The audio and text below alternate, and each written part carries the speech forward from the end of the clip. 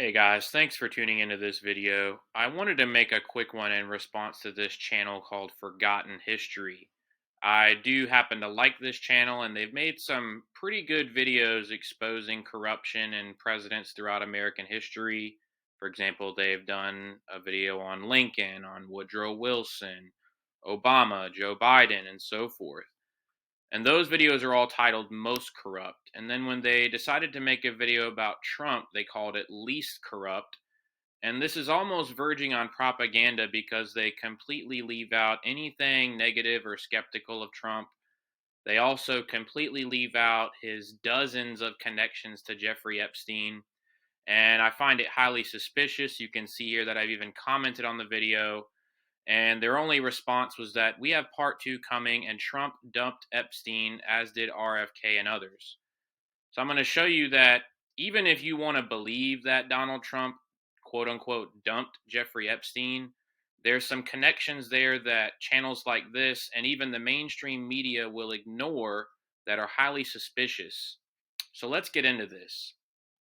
The first very suspicious connection is that Donald Trump appointed people very close to him on his own cabinet that have very suspicious ties to Jeffrey Epstein. Number one was Trump's labor secretary, Alexander Acosta. Now, if you study this, when Epstein was first caught around 2009, he actually was given a light work release sentence thanks to this guy, Alexander Acosta, who was the Florida prosecutor at that time. Now, his only explanation for this since then is that there are some intelligence connections. He won't say what intelligence. For example, is it FBI, CIA, Mossad? All we know is that this guy helped Epstein basically get off, and Trump gave him a job.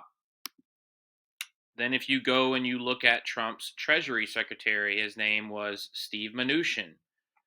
If you look at Steve Mnuchin, he's actually a member of Skull and Bones, which is a highly secretive society out of Yale University. Both Presidents Bush have been members. John Kerry was a member. The founder of the NFL was a member. It's not really an organization that is filled with patriots. Then you also have the fact that Mnuchin was a Clinton donor and he worked with George Soros for some time.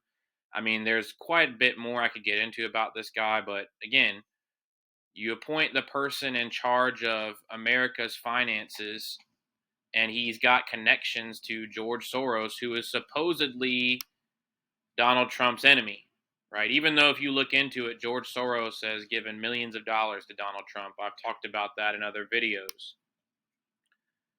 You have the fact that Donald Trump made Wilbur Ross the Commerce Secretary, and Wilbur Ross is actually known as the king of bankruptcy. He worked with the Rothschilds in their bankruptcy division and is kind of known for having helped Donald Trump through some financial troubles that he's been through over the years. I believe he's filed for Chapter 11 bankruptcy 4 times the last time I checked. So if I'm wrong on that, please comment and let me know. But I think that's highly suspicious. Then you have William Barr. William Barr was Donald Trump's attorney general. And if you study this, his father ran a school called Dalton Academy. And it turns out that William Barr's father hired an unqualified Jeffrey Epstein to teach math at Dalton Academy. So that's multiple people very close to Donald Trump and his immediate surroundings that are in positions of power over our country who have direct connections to Jeffrey Epstein. Okay, and all of this was known before Jeffrey Epstein killed himself, quote unquote, and before all this suspicious stuff started coming out about him just a few years ago. Moving on, I mean, Donald Trump has been more photographed with Jeffrey Epstein and his madam, Ghislaine Maxwell, than almost anybody else that we've talked about in connection with Epstein. I mean, people want to talk about Bill Clinton, and yeah, I absolutely condemn Bill Clinton. But you look into it and you'll see that Trump and his wife are photographed with Epstein and his associates probably 2 to 3 times more than Bill Clinton. And Trump supporters won't even ask a question about this. So, again, it's very, very suspicious. You have the fact that if you study Jeffrey Epstein's Black Book, which was recently released unredacted, you can see that he has probably about 15 contact numbers for Donald Trump and his organization. He's got Melania Trump's contact information. I mean, this is suspicious, guys. I mean, I could see if he had one or two numbers in here for this guy, but how many ways do you need to get in touch with Donald Trump? I mean, that should raise a lot of questions, people. Additionally, you have the fact that Donald Trump has been named in lawsuits where it was alleged that he took part in some very bad things with Jeffrey Epstein. And I can't read the details here, but go ahead and pause the screen if you want to look into this for yourself. We're talking about minors as young as 13 accusing Trump and Epstein of doing highly inappropriate things with them. You have the fact that Donald Trump is also on Epstein's flight logs for his private jet.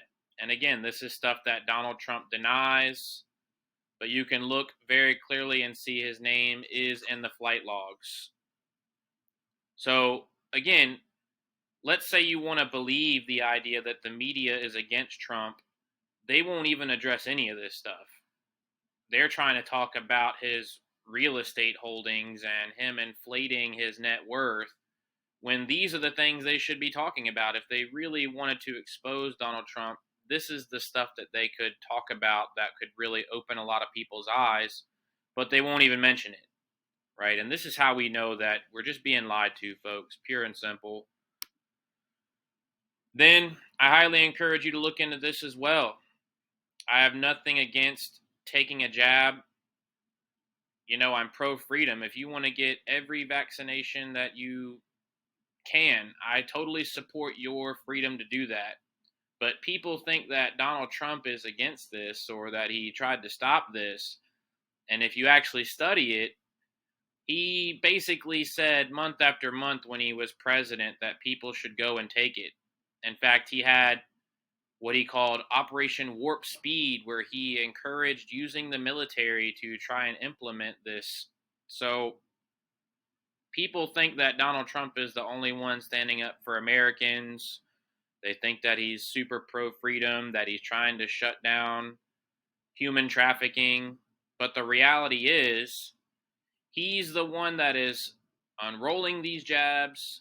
He is the one with countless connections to people that have been involved and have connections to human trafficking.